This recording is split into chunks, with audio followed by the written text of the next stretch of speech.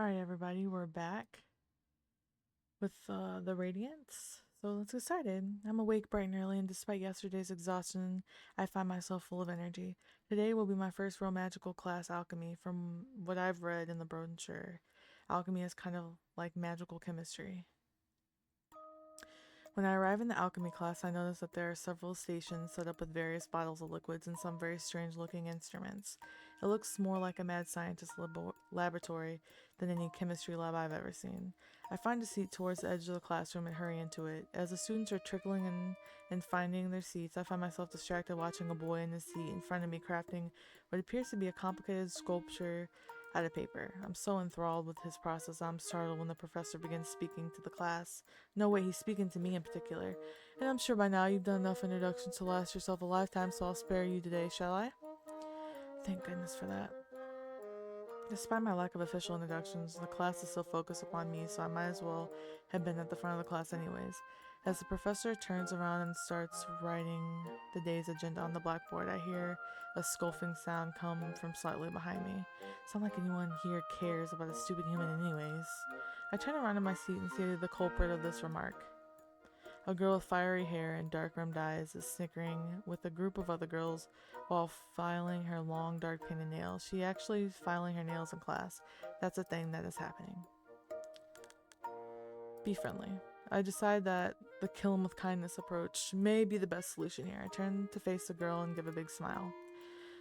I know all the fuss is completely unnecessary. It's super embarrassing. I wouldn't want to hear about me either. I don't know. Whoops. Sorry, my mic fell. I don't know why my game pauses. She pauses at my response for a split second before giving me a slight eye roll and then returning her attention to her nails. The professor doesn't appear to have heard any exchange, as he is still busily writing on the board. The guy in front of me, however, speaks up without even looking from his papercraft project. Come on, Cinderella. Can't handle the attention of someone other than you for once? The girl's friends laugh despite themselves, and then she turns her fiery glare on them before retorting. Shut up, Kai. Aren't you the one who is always doing something stupid for attention? Attention, no. Infamy, always.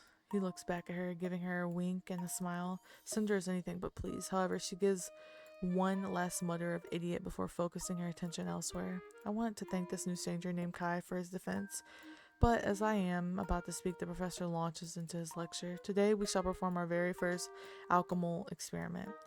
Every race of Radiant possesses the skills needed to perform alchemy, only the methods have changed over the years. In the beginning, we used runic magic to change elements. However, as runic magic has been banned for centuries, we now use more scientific methods to achieve the same purpose through the magic that lives in all Radiants contributes heavily.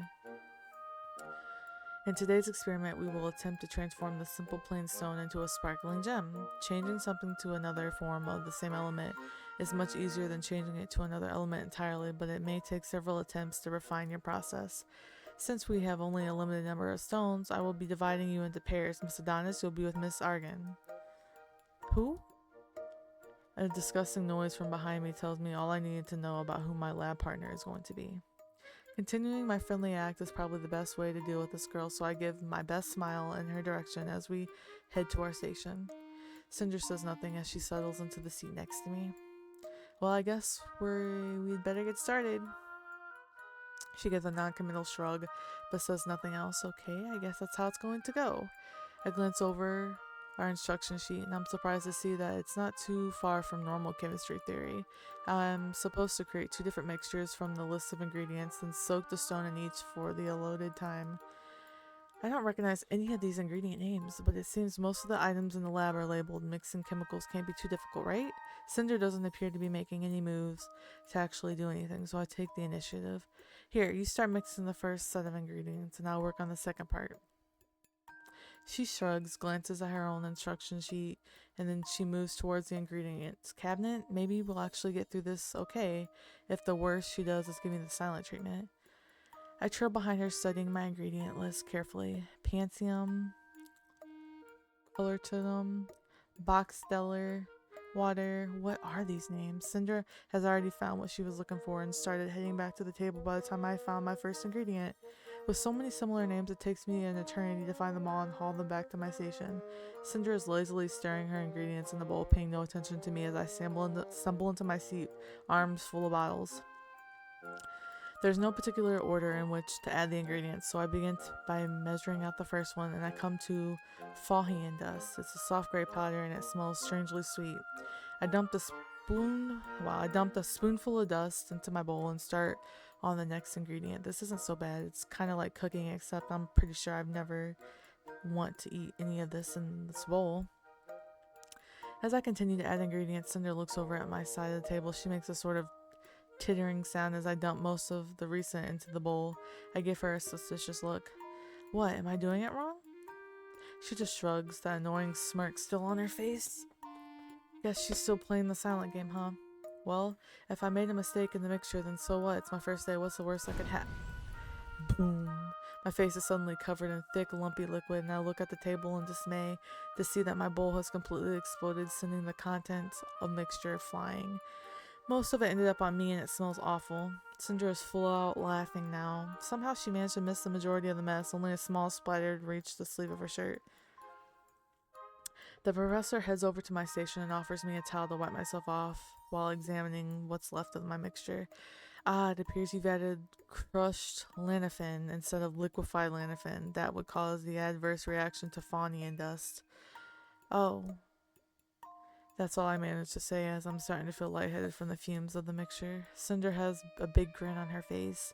You'd think she had won the top student award or something. The teacher glances at Cinder with an appraising eye.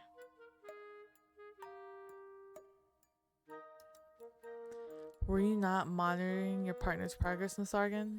Cinder's eyes widen as she's been noticed. She apparently didn't think anyone would blame her for this disaster. I didn't notice a thing, Professor. I was focusing on my own ingredients. The professor seems to buy this tale. However, I know better. She knew I was adding the wrong ingredients and didn't say anything. The only reason bullies get away with things is no one is willing to call them out. It's risky, but I decided it's best to show this bully. I don't plan to be pushed around. Actually, Professor, I think she did know I was adding the wrong ingredients. She was watching me as I added the lanophin to the mixture, but she didn't say anything. Is this true, Miss Argan? Of course it isn't. She added all her ingredients so quickly. I would have helped her if she had just asked. My eyes narrowed to her. I'm not buying this innocent act for a second, but the professor sure is. Well, it was an honest mistake. Miss Adonis, you must use your lab partner to their full advantage, especially since you're new. This is why we assign partners to these types of assignments. We must check each other's work. Yes, Professor. I mumble my apology, trying not to catch Cinder's smug face in my peripheral vision. The professor walks back to the front of the classroom, and Cinder wastes no time whirling on me. You're trying to get me into trouble for your idiocy? It's not gonna work, new girl. I've got all these professors under my thumb, so they're not about to believe some human. Before I can come up with any sort of retort, she stalks off to the cleaning station. I manage to clean myself up the best I can of my ability, but I'm still feeling a bit lightheaded. The toxic smell is starting to burn my lungs. Here, let me help you with that. The guy from earlier approaches, a wet towel in hand. It'll be easier to clean that up with this. He wipes down the remainder of the mess, and I already feel a bit better without the toxic liquid covering the table. I attempt to thank him for his help, but instead I overcome with a wave of dizziness and stumble backward, falling onto my seat. Guess I'm not totally recovered. Are you okay? You look a little like you're about to pass out right here in the lab. Why don't you take a step outside for a moment and get some fresh air? I'll cover for you. He didn't have to tell me twice. The last thing I need is to pass out in the classroom. I give him a grateful smile and hurry out of the room. I make my way outside the courtyard, thankful that it's empty while class is in session. I sit on the bench next to a giant oak tree and take in a deep breath. I shouldn't let these things get to me, but I don't like being reminded of the feeling of being singled out. I take in another deep breath and immediately start coughing. A strange sweet smoke wafts in my direction. Is someone smoking out here? It doesn't smell like any smoke I've ever experienced before. As I'm looking around for the source of the smell, I hear a voice very close behind me. What is that toxic smell? The voice startles me so much that I whip around on the bench. I focus on the figure in front of me and see a silver-haired guy grinning at me, a cloud of that sweet yet spicy smelling smoke hanging in the air around him. I think we both know where that toxic smell is coming from. I gesture towards what appears to be a cigarette in his hand, only it's deep purple color. It doesn't smell toxic exactly, it actually smells pretty good. But that's not the point. The guy takes a long drag of the cigarette-like thing, drops it onto the grass and steps on it. Then he fixes a smile at me. Better? Yeah, much. I turn around, still feeling a little bit too dizzy to focus on real conversation right now. But he sits down on the bench next to me. I don't really feel like talking right now, no offense. None taken, but he doesn't move. He just sits there next to me on the bench, not saying a word. I can still smell that spicy, sweet scent coming off of him, but I find that it isn't as unpleasant smell without all the smoke to accompany it. The fumes must have gotten to my head because I'm feeling particularly irritated. After a few moments, I decide to break the silence. I'm sorry, but what exactly are we doing here? What do you mean? You just said you didn't want to talk, so I stopped talking. I mean this, you sitting here next to me, there's plenty of other benches. Why would I want to sit on another bench when I can sit next to you? Because I smell toxic, remember? He takes a deep breath as if he's trying to get a better whiff. I kind of like it, like an exotic perfume, makes you much more interesting. And who said I wanted to be interesting to a stranger? I decided to ignore that comment and change the subject. Shouldn't you be in class? I didn't really feel like going. So you're just skipping? If you want to call it that, I call it finding a better way to use my time. Smoking in the courtyard is a better way to use your time? Isn't it? Not if you plan to actually get out of school one day. He cocks his head to the side, giving me a long, scrutinizing look. What's your name? I'm hesitant to give him my name. He's been familiar enough already. You first. I'm Gray. Now's the part when you respond with your name. That's usually how introductions work. It's Nori. I see no sign of recognition in his eyes. He just nods, that smirk still plastered on his face. Ah, I knew you'd have a name. Kinda like that. It fits you. I'm not even sure what that means. It means your name fits you. How would you know that? You know nothing about me. I don't need to know. It's in your aura.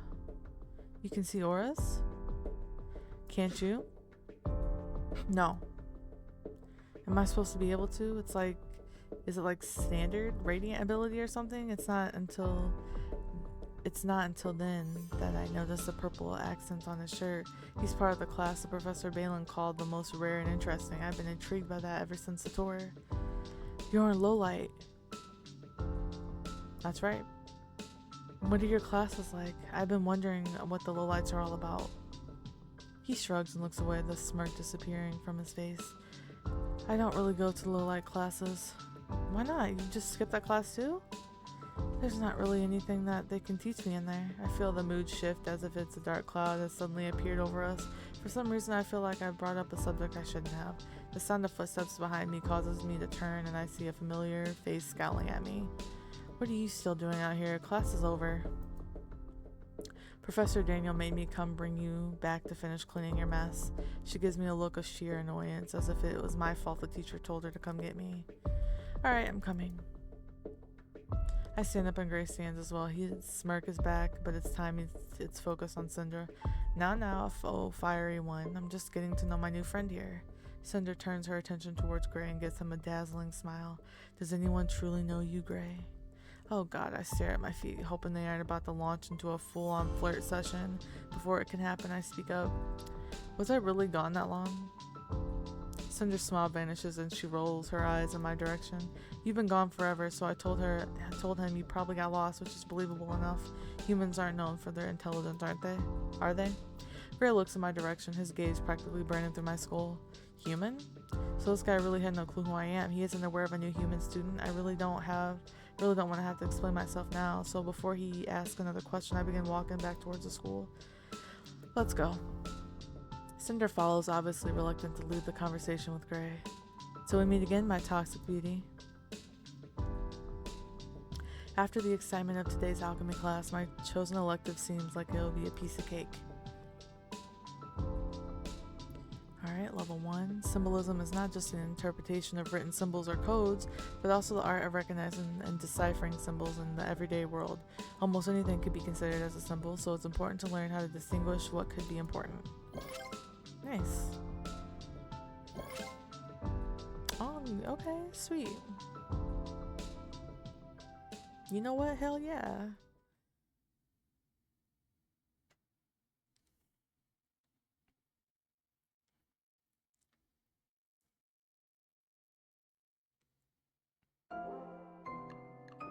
In the morning, I'm surprised to wake up and see Rayla sound asleep in the bed next to me. I think this is the first time I've seen her still in the room before classes. As I get out of bed, she stirs. Oh, did I wake her? Was I making too much noise? She sits up and looks around the room with a dazed, frowning expression. Morning, sunshine. No tree worshiping this morning? Rayla laughs with a bit of first thing in the morning rasp. Nah, I'm only required to put in so many hours per week. Thank God. Thank the goddess. I decided to take the morning off. I don't have any scheduled classes until later this morning, so I can finally catch up on some D's. Well, then what are you doing talking to me? Go back to sleep. No way, we barely had any time to chat since you got here. I need the dirt. Who have you met? What have you done? Any damning visions about the death and destruction of our enemies? Luckily, I haven't made any enemies yet. Well, except maybe one girl. Ooh, who was it?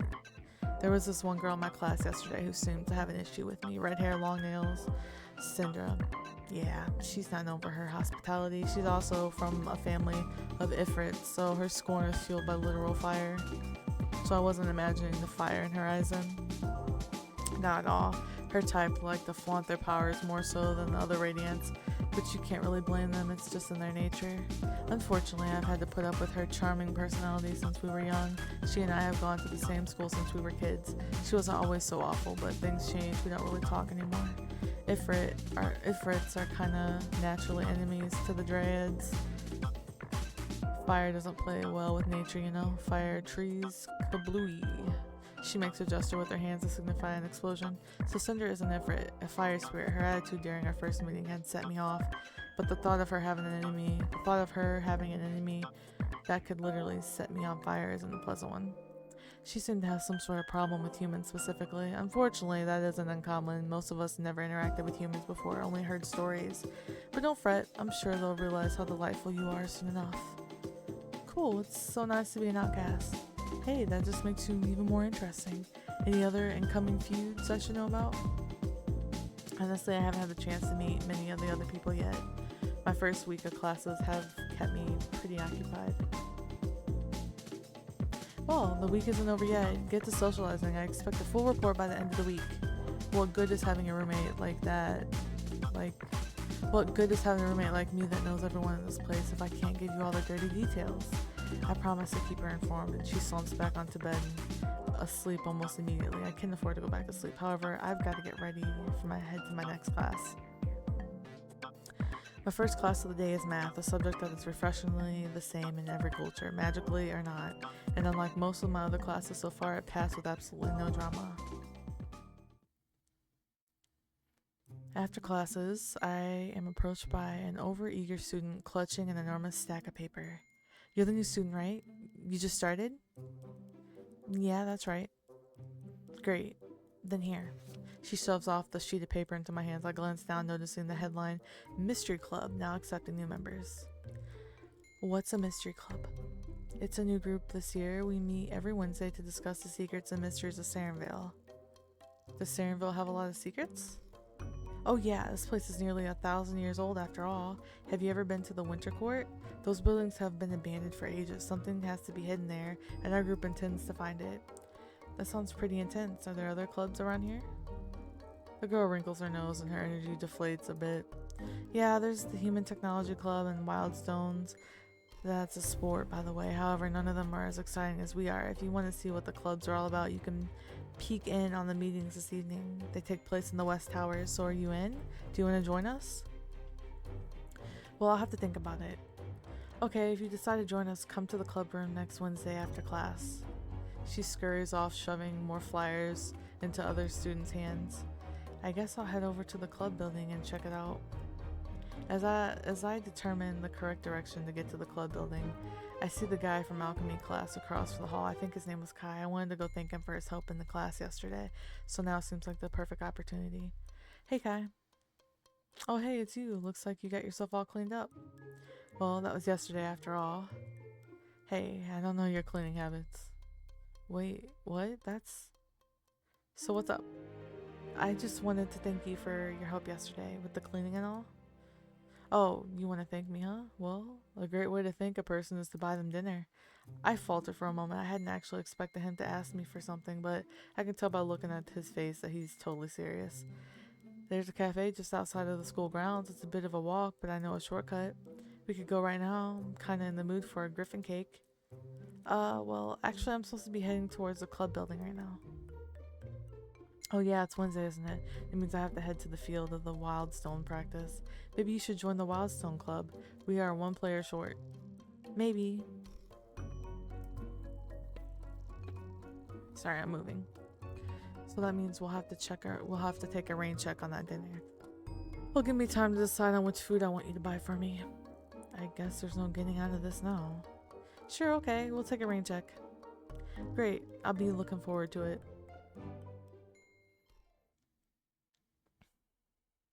I arrive at the club building and see that the meetings have already started. The exciting girl from before had mentioned I should check out the sign up sheets to see what the clubs are all about. Which club should I check out first? Starinville Mystery Club. I approach the door to the Mystery Club. This is the club the girl was from before who was so excited. Starinville Mystery Club. Unlock the mysteries behind Starinville Academy. Search for ghosts, secret passages, and hidden tomes. Sign up now. You don't want to join the club? I turn around to find a somber-looking guy slouching against the wall nearby. What? Why don't I want to join this club? It's full of a bunch of weirdos that think they know more than they do, and I'm fairly certain they discover no secrets of Starinville. Are you saying the secrets don't exist? Oh no, they exist. They're just too ignorant to know how to find them. Sounds like they could use help then. And you think you're up for that task? Not really sure, but it could be fun trying. Why are you standing outside the door? Are you planning on joining? His eyes shift away from me and immediately I know I am right. Why would you want to join a club full of ignorant weirdos? Because I'm probably the only one who knows more about the real secrets of this place. Well, it's very generous of you to want to share that knowledge then. Guess I haven't actually decided if I'm going to join. I have a feeling he is most definitely going to join, but what about me? Will I help solve the mysteries of Starinville? Look at the other clubs. Model Radiant Console. I approach the door and see a very neatly posted note pinned to the door. The Model Console Club is for students interested in law and authority. So it's like a student council. Could it be interesting? But I don't see any place to sign up. Maybe the club is full. You won't be able to sign up for that club. Seems like the serious looking guy is talking to me again. Why not? You have to be invited to those Starinville court members, I think. They're too good to just let anybody in. Not sure why Professor Balin allows it. What do you know about this club? They call themselves a student council, but it's more like a school court. Students can take grievances to the court in order to solve them in a fair manner. Well, they claim it's fair anyways. Oh, so it's a court of law? That's a bit different from a student council I'm used to, but it doesn't look like I could even join if I wanted to. If you make an impression, they'll send you an invitation. I don't know exactly what they look for, but for the most members seem to exert a lot of authority around the school. If they think you're worthy, they'll find you. It's probably best to join one of the other clubs in the meantime. Wildstone Sports. I approach the door and read the sign posted on its cold wooden surface. Seeking new players. This is a club Kai mentioned. I might enjoy playing a sport, but I don't even know what the Wildstones is. What kind of sport is it? I look around the hall and see the same serious looking guy from earlier slumped against the wall outside the door of the mystery club. I call out to him. Hey, do you know anything about the Wildstones? Kind of hard not to. Those people are fanatics. Well, I suppose every sport has its share of crazy fans, but I'd like to know how it's played. Oh right, you're human, aren't you? I guess you haven't heard. Guess you had different sports on the other side. Wildstones is less of a typical sport and more of a strategy game. The idea is to find all 5 Wildstones and take them to your base before the other team does. Sounds like a capture the flag. That's the sport we have on the other side. The challenge is that the Wildstones are charged with magical powers, and each has its own magical effects. Those can help or hurt your team based on how you play. What kind of effects do they have? It changes every game. Some might cause fire, some might turn the holder invisible, but you won't know the effects beforehand. It makes the strategy element of the game very important. Sounds like kind of chaotic. Have you played? No, and I don't really go for team sports. Somehow I'm not surprised.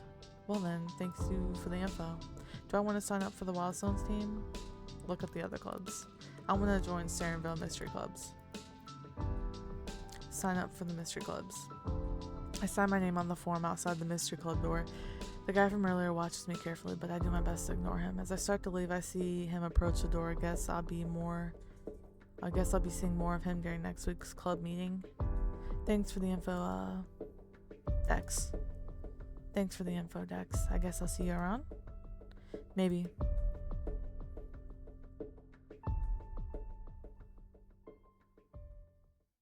I arrive back to my room. Another day at Sarenville complete. I put my thoughts on hold and drift off to sleep, excited for what tomorrow may bring. Alright, and with that, everybody, I'll see you in the next one.